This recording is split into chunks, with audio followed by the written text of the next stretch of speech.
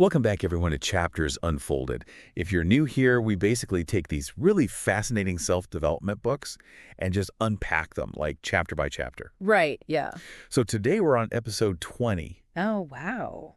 of our deep dive into Atomic Habits. Nice. And this chapter is so interesting, I think it's going to be a game changer, like genuinely. Yeah. It might be the thing that's been missing for you in terms of your motivation. For sure. So get ready to unlock some serious secrets about why some people just stick with their goals and others, they just fizzle out. So we're going to delve into the Goldilocks Rule, how to stay motivated in life and work. I love that title. Isn't it great? Yeah, it's very catchy. It is, and I think it's going to give us some really good practical advice. Absolutely. And to kick things off, let's talk about Steve Martin. Oh, yeah. Because his journey to becoming like a comedy legend is the perfect example of this rule in action. It really is. And when you think about it, he didn't just become famous overnight. Right. He put in years and years of work way before anyone even knew his name. I mean, think about it. He started out selling guidebooks at Disneyland back in 1955. Wow.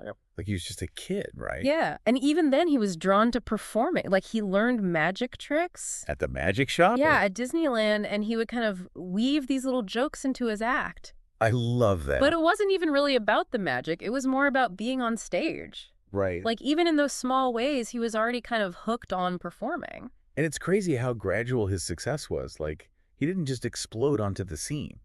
Yeah, I know. It was years of grinding. So many years. I mean, we're talking small clubs in L.A. Yeah.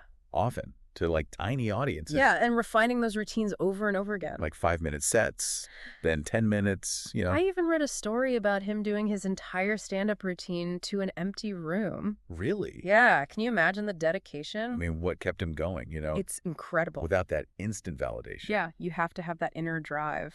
That's what fuels you through those early years. And then it's like, boom, this decade of intense experimentation, refining his act over and over and over. And, he even took a job as a TV writer during that time. Which probably helped him so much. Oh, totally. It sharpened his writing, his comedic timing. And then finally those talk show appearances started happening. Yeah. The Tonight Show, Saturday Night Live. Huge platforms, right? I mean, finally, that national exposure. Exactly. After all those years of hard work. And then it was like everything just took off. It's wild. Like, think about those tours he did later on. Like 60 cities in 63 days. Wow. And then it was like 72 cities in 80 days. Crazy. And then 85 in 90 days. The demand was insane. I mean, thousands of people flocking to his shows. Yeah, I read about that one show in Ohio, like 18,000 people. Huge. And in New York, he sold like 45,000 tickets. It's mind-blowing. It really is. And, there's this quote from Steve Martin that I think sums it all up perfectly. Oh, yeah, what is it? He said, 10 years spent learning, 4 years spent refining, and 4 years as a wild success. That's so true. So it makes you wonder, right? Mm-hmm. What kept him going all those years in those tiny clubs with barely anyone watching? Right, like what's the difference between him and someone who just gives up after a few tries? Exactly. Well, researchers have been studying motivation for a long time, and one thing they've found is that we're most engaged when we're working on tasks that have just manageable difficulty. And that's where the Goldilocks rule comes in, right? Exactly. It's all about finding that sweet spot. Not too hard, not too easy. Just like Goldilocks and the porridge. So let's break it down a bit more. Like, how does this Goldilocks rule actually work in practice? Okay, so imagine you're playing tennis. Okay. Now, if you were playing as a 4-year-old, you'd probably get bored pretty quickly, right? Yeah. Wouldn't be much of a challenge. Exactly. You'd win every point without even trying. It'd be too easy. No fun in that. Not really. Yeah. But now imagine playing against, like, Novak Djokovic. Oh my gosh. That would be way too hard, right? Totally intimidating. You'd probably lose every point and feel completely discouraged. I just want to give up. Exactly. It's just not motivating when something is way beyond your skill level. Makes sense. But now imagine playing against someone who's about your level. Okay. You win some points, you lose some. It's a real challenge, but you could actually win if you really focus. That sounds like a good game. Right. You're totally engaged. You're in the zone because the task is just manageable.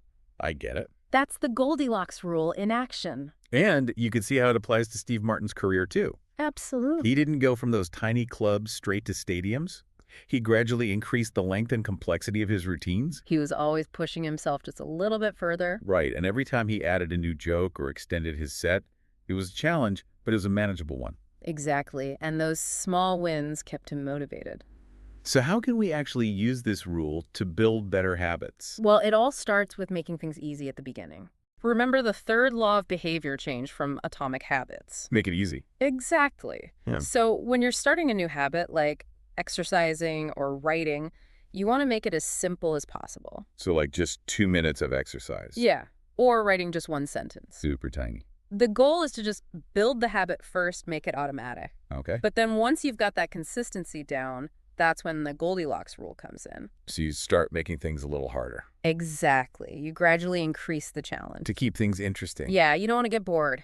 So like instead of 2 minutes of exercise, you do 5 minutes. Right. Or instead of one sentence, you write a paragraph. And by staying in that sweet spot of just manageable difficulty, you actually enter a flow state, That's right. You get so absorbed in what you're doing that you lose track of time. which is when you're most productive. Totally. And some research suggests that tasks that are about 4% beyond your current ability are the most likely to induce flow.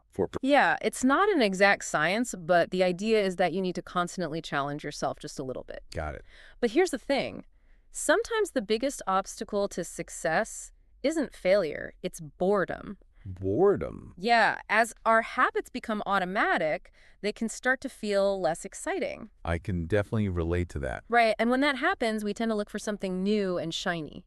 Like we get distracted. Exactly, and that's why a lot of people end up jumping from one thing to another without ever really mastering anything. Ooh, that's a good point. It's like that old saying, men desire novelty to such an extent that those who are doing well wish for a change as much as those who are doing badly. And that's where variable rewards come in, right? Yeah, things like video games and slot machines.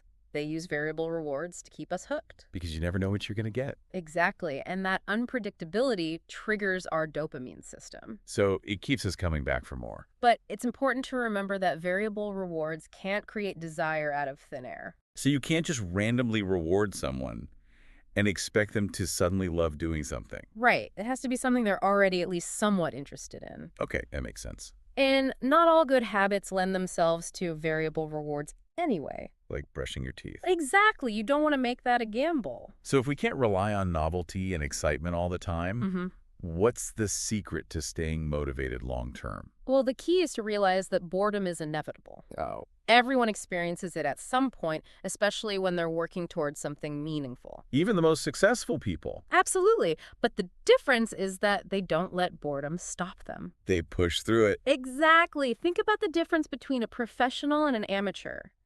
An amateur only does something when they feel inspired. But a professional shows up no matter what. Exactly. They stick to their schedule even when they don't feel like it. Because they know that consistency is key. Right. And they understand that boredom is just a part of the process.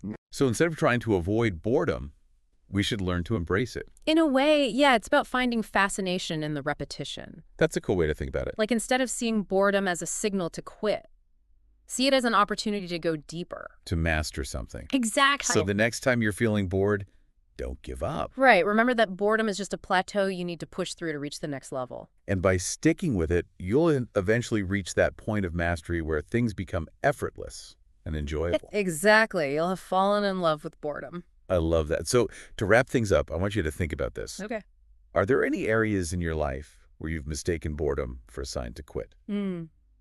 What if, instead of giving up, you reframed boredom as a necessary step on your journey? That's a great question. It could change everything. It really could. So I encourage you to think about that. Right. And until next time, happy habit building.